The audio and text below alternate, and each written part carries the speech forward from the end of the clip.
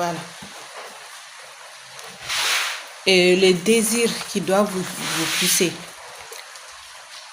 Moi, de mon côté, je vous parle, si j'ai quand même un document où je note mes sujets, je note tout.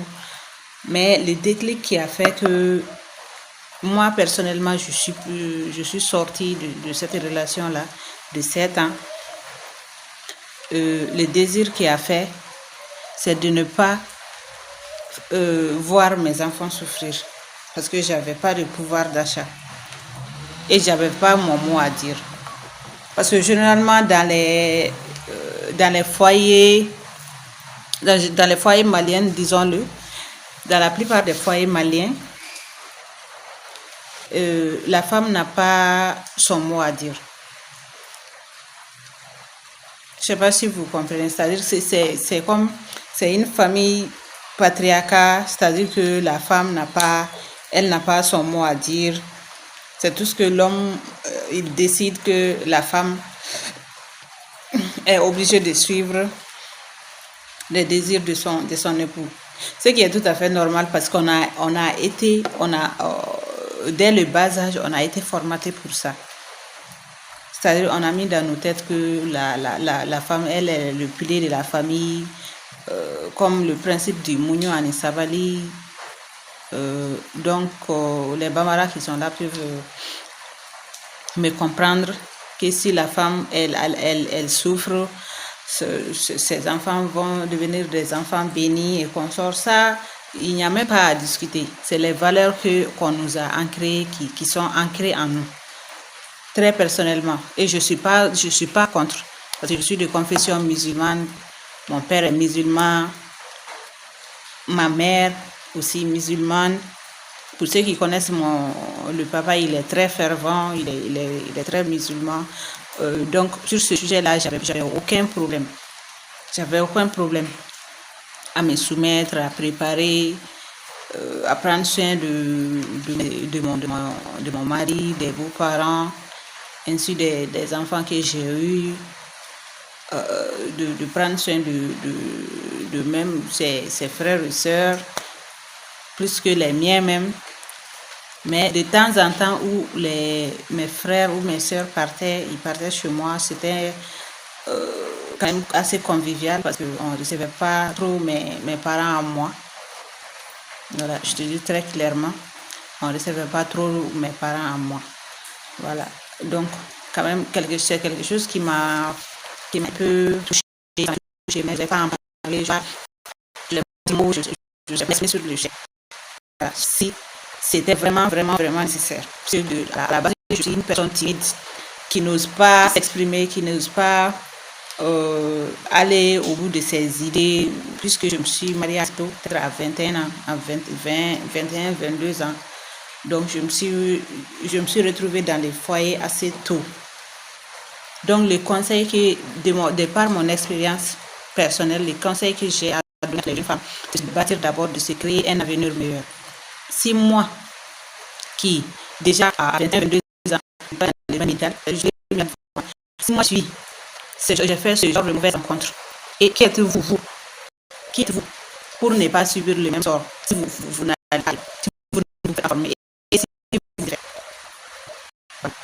faites toutes les filles, il faut chercher la puissance financière et surtout la puissance intellectuelle.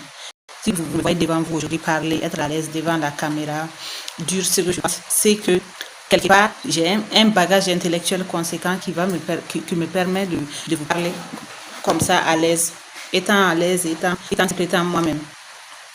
Et imaginez si je n'avais pas cette mentalité, je n'avais pas ça. Je n'avais pas tout ce que j'ai comme bagage intellectuel en ce moment. Voilà. Si je vous parle de ce sujet-là, c'est un sujet qui me tient à cœur parce que je vois beaucoup de jeunes femmes, de jeunes filles dans ces cas de figure qui sont toujours dans la même situation, qui ne savent pas quoi faire, qui sont toujours coincés dans ces foyers toxiques, qui sont toujours marginalisés, qui sont toujours maltraités et qui ne voient aucune utilité à leur vie, et qui s'en remettent au bon Dieu jusqu'au bout où Elle tombe d'une maladie incurable. Ça aussi, je vais vous en parler. Figurez-vous que je suis tombée malade, j'avais mal au ventre, savez-vous que la violence psychologique peut entraîner des effets sur le physique? La violence psychologique, les maltraitances psychologiques, quand on n'est pas bien dans la tête, tout le corps le ressent. Je vous dis ça aussi aujourd'hui en tant que sage-femme, en tant que déléguée médicale. Quand on n'est pas bien dans la tête, tout le corps le ressent, toute l'âme le ressent, tout notre métabolisme le ressent. Moindre chose, tac, on est trop sensible aux infections. Moindre chose, tac, on est trop sensible, on est hypersensible. On n'arrive pas à gérer nos enfants, on n'arrive pas à gérer la famille, on n'arrive pas à gérer le mari. Et puis on est moindre chose, on se met facilement en colère. C'est des cas de figure. Si je vous dis ça aujourd'hui, c'est parce que j'ai vécu ça.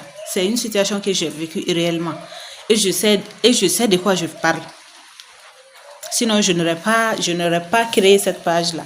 Je n'aurais pas créé cette intimité-là entre vous et moi pour vous exposer un peu mon parcours, c'est ma marque, en fait. Mon parcours, c'est ma marque. Et dans les jours à venir, dans les années à venir, je vous dirai tout ce que j'ai subi dans ce laps de temps-là. Cette année de sa vie, c'est pas rien, quoi. C'est pas 7 jours, c'est pas 7 mois. Je me suis rendu compte que j'ai perdu beaucoup d'années de ma vie dans ce foyer-là. Et que j'aurais dû y mettre fin dès les premières années. Mais malheureusement, comme on le dit chez nous, je suis croyante, je suis musulmane, comme on le dit chez nous, fin à chaque chose sa fin.